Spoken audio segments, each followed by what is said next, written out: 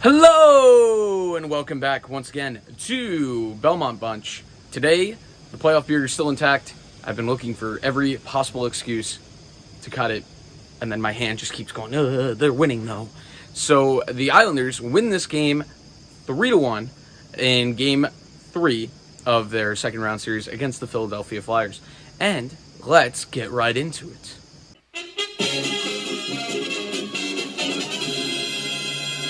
Right from the get-go, Philly had their skating legs, the Islanders did not. Philly playing the Islanders game in their own faces, getting the forecheck going, able to hem the Islanders in, able to create chances out of turnovers. The Isles, a little bit lackadaisical in their own zone, some wayward passes, and Philly was all over them. Philly had 5 of the first 6 shots, I believe, and this is another game where the Islanders would end up limiting a team to under 30 shots. That is every game of the playoffs so far, including the qualifying round. So, Philly pressing hard. Eventually, it pays off. Tyler Pitlick with an incredibly intelligent play, which is just putting the puck on net. I'm not sure if he saw exactly that. He went Sherlock Holmes and he saw the exact angle, but he saw a lot of traffic in front, maybe saw a glimpse of net on the side netting, and saw Varley with no eyes on this, and that's not his fault. There was a ton of traffic, 4 players in front of him, and he just throws it on net, goes in, Varley none the wiser, and it's 1-0 Flyers. And it's pretty deserved to this point for the Flyers, but the Islanders start their game up after allowing the first goal, which is fantastic. Flyers came into this game, I believe, 8-0 when they score first in these playoffs. They have not lost back-to-back games since January. So we didn't get the back-to-back.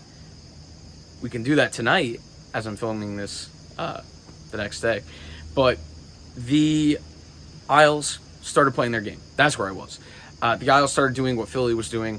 Forecheck, puck in deep, reversed those orders, and then, yeah.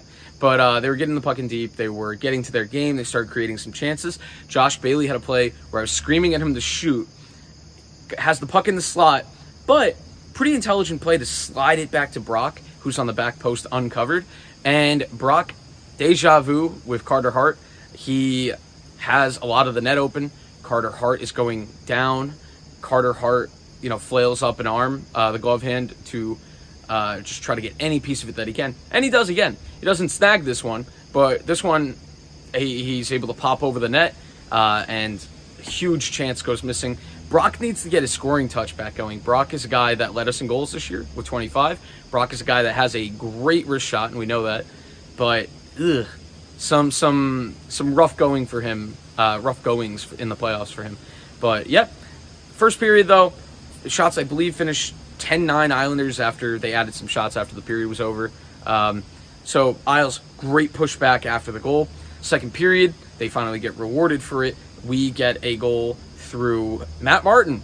This is an interesting play where, as it happens constantly during a game, you get a mix of lines out there. Fourth line's coming off, first line's coming on.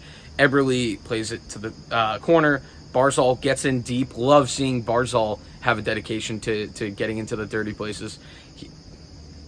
Barzal gets the puck from the corner, has 2 Flyers go straight to him, and this is something they talked about during the game. They were keying up on Barzal, and I was thinking that'll create a chance at some point. Matt Martin slinks slowly towards the net, gliding, and Barzal's able to get it to him.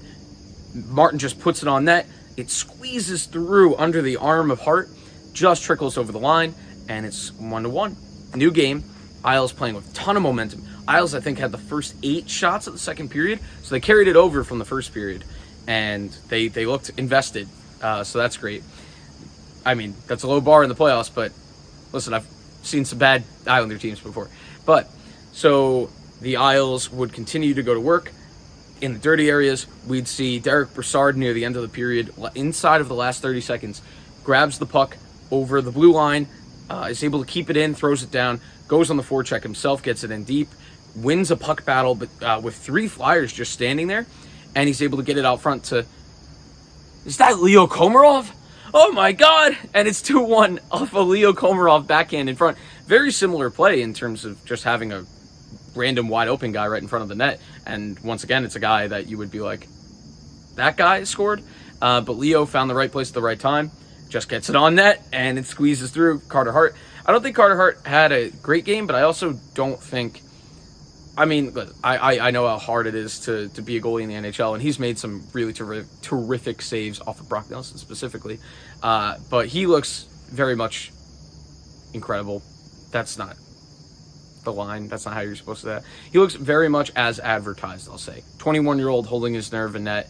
This was the first game I've seen in this series that you go, ooh, maybe you should have had that. But so 2-1.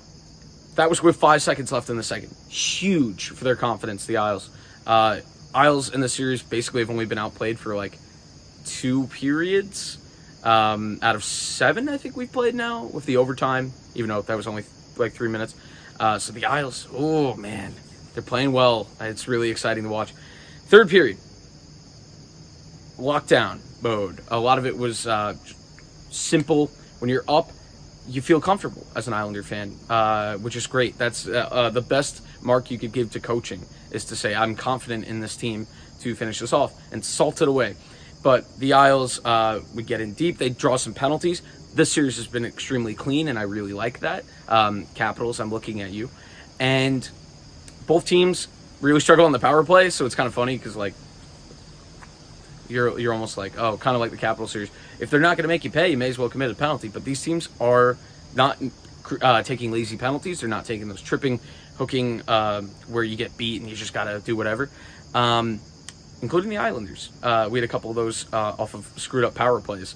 But third goal, we have a power play, our first of the game, first of any either team to this point, any team. And the Isles cash in. Anders Lee is playing great, and it's really fun to watch. He's truly been unleashed, and it's a joy to watch at Toronto. Anders Lee doing what he does best, get his chin and his ass in the face of the player trying to mark him up, right in front of the crease. He's able to stop the puck, then throw it on net with the backhand. And weird way that it took in. God, I gotta work me words on me words. This one goes under the stick, hits the stick, and just like clips in at a weird angle. Hockey's weird, and angles are hard. But 3-1 at that point, I felt pretty good. There's a late penalty. Anders Lee forgets the new rule about taking your helmet, going straight to the bench when your helmet comes off. He doesn't, makes a hit. Penalty for, I guess it's delay of game, but I think they specifically said not taking your helmet off. And I'm like, oh, that's a word. That's a mouthful. I don't know phrases. And the Islanders kill that off. A few crazy, just swipe at it in front of the net. But Varley stood tall. He stopped everything he could see in this game. And Isles get the dub. And it's now 2-1 in the series. Isles playing really well. They're playing their game. And I just want to see more of this. And for the people that said they couldn't score, they have 10 goals in 3 games in this series. They scored a lot against the Capitals. They scored a lot against Florida. Even without the empty nets, their offense has been potent. And it'll be fun to see. Got to focus on the now. But next year, this team is really fun. And if it figures out how to score and play this kind of defense, this could be a lot of fun going forward for Islander fans. But that's the video. 2-1 series lead. We have a game tonight, and that will be one of those linchpin games where Isles can go up 3-1, or it can be 2-2. Ooh. So we will see you tomorrow night, in the great words of the not great Joe Buck. But we'll see you next time. Like and subscribe below, and thanks for watching here in the wilderness. All right.